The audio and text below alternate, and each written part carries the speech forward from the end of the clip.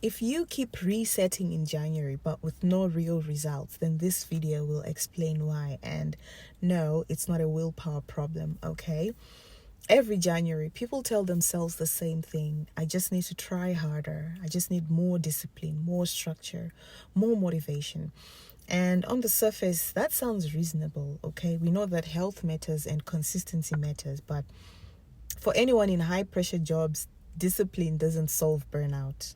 Not in the beginning of the year anyway, okay? In fact, it might make it even worse because the body and nervous system are still recovering from prolonged pressure. Your body will usually send you a quick note that it is tired and it just needs safety, not discipline. So today, I want to explain why discipline backfires when your nervous system is overwhelmed, how to recognize the signs that your body is asking for safety, and what actually helps. So let's talk about why January creates this problem, okay? January comes with a lot of pressure. The pressure to reset, to be productive, to get back on track. But for a lot of people, especially healthcare workers and those in demanding corporate roles, work does not slow down in January. Shifts continue, bills continue, responsibilities, they never end. And there's no long runway to reset. There's no gentle re-entry. You're expected to perform as usual, okay? For people in healthcare, that can mean walking straight back into long shifts, emotional labor, and responsibility with no pause at all. At the same time, the internet here is full of extreme resets, new routines, new bodies, new lives overnight. The pressure is just too much. This explains why you may feel behind before the month has even properly started. The core misunderstanding is this. When your body starts slowing down, you immediately assume that something is wrong within you.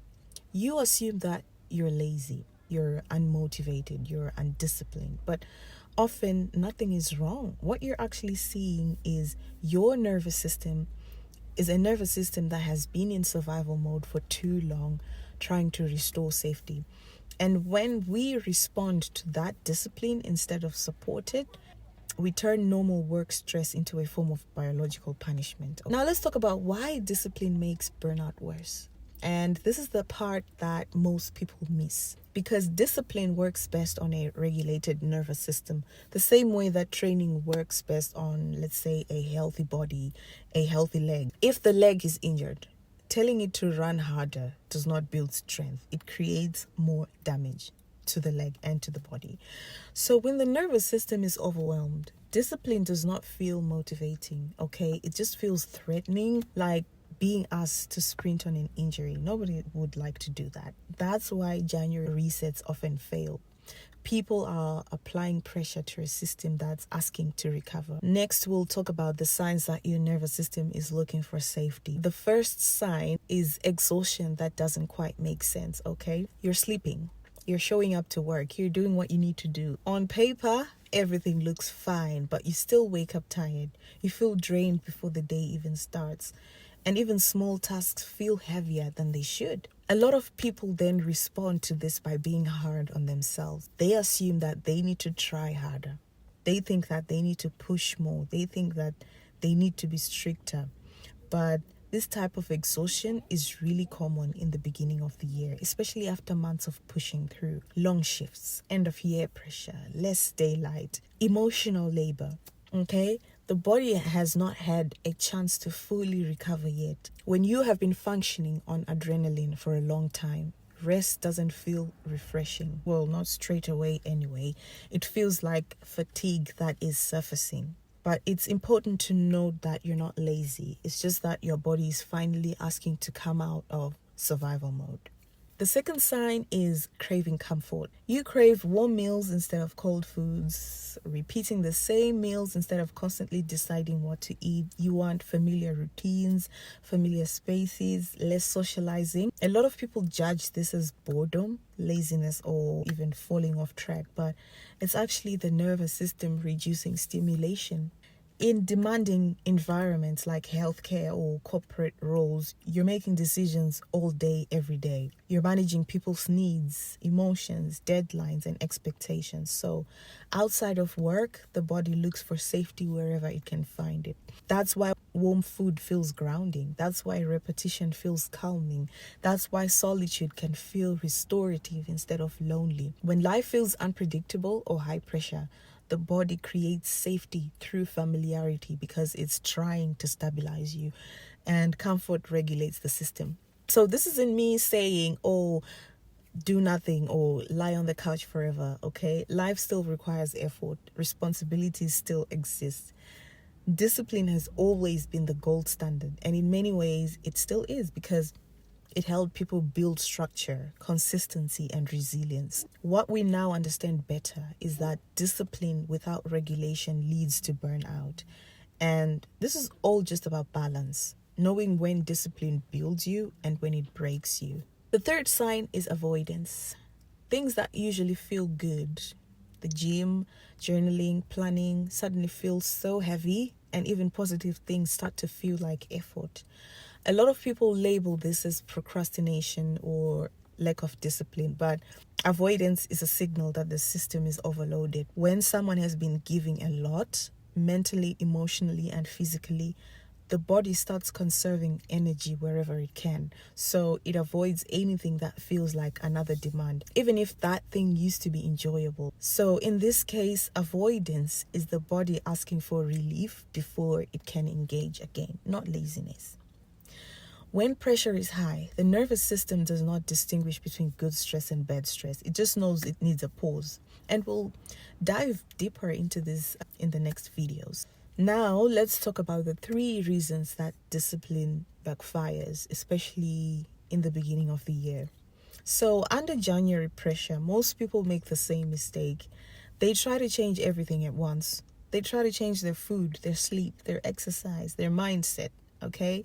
One week it's cutting sugar, then waking up earlier, then adding workouts, then trying to be more positive. On the surface, it looks like self-improvement, but to the nervous system, it feels like everything familiar is being removed at the same time.